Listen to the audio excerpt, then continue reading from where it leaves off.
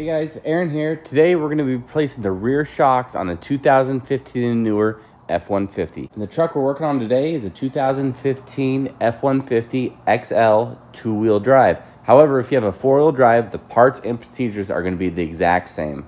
Now this truck has about 120,000 miles and these are the original shocks. Anytime we go over a speed bump or have any kind of load in the bed, we're noticing that the bed likes to bounce and we can tell that the shock absorber just is not doing its job anymore. So with all that said, let's go ahead and go over the parts and tools we're going to need to get the job done. All right, so we'll need a 15mm socket, an 18mm open end wrench. We're going to need a 1/2-inch drive ratchet. I'm actually going to be using my 1/2-inch impact. Makes the job go by a little bit quicker. Now when it comes to selecting shocks, don't go cheap on these. Shocks are the one things that if you go cheap, you're going to end up regretting it later. I recommend going with KYB or Bilstein. I've used both a lot and they really work great and they tend to outlast the factory shocks. Go ahead and throw links in the description so you can purchase the parts online if you wish.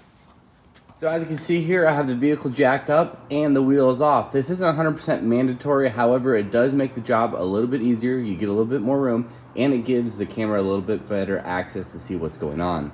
All right, so the first thing we need to do is remove this upper bolt using a 15mm socket on the head and an 18mm on the nut. If you live in somewhere that has a little bit of rust, go ahead and use some penetrating oil or WD-40 on the bare threads.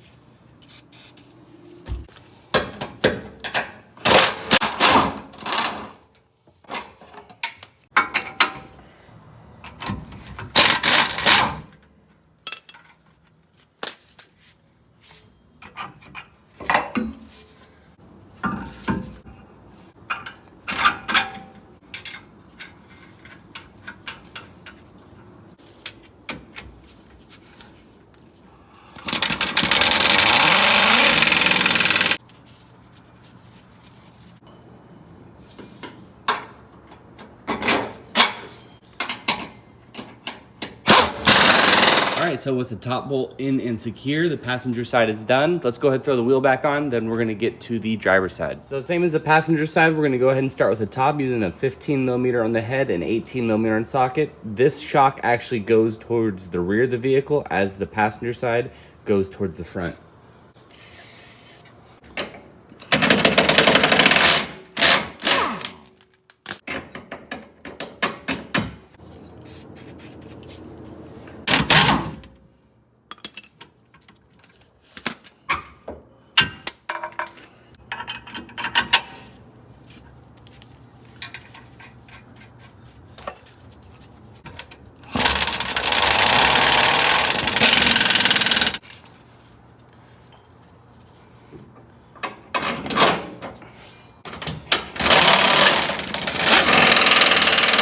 So with our driver shock in place and the top bolt tightened up, that pretty much concludes this video, guys. Hope this video has helped you out. If it has, please like and subscribe. Make sure to check out the links in the description for the parts and tools I used during this video. Thanks again as always, guys. See you next time.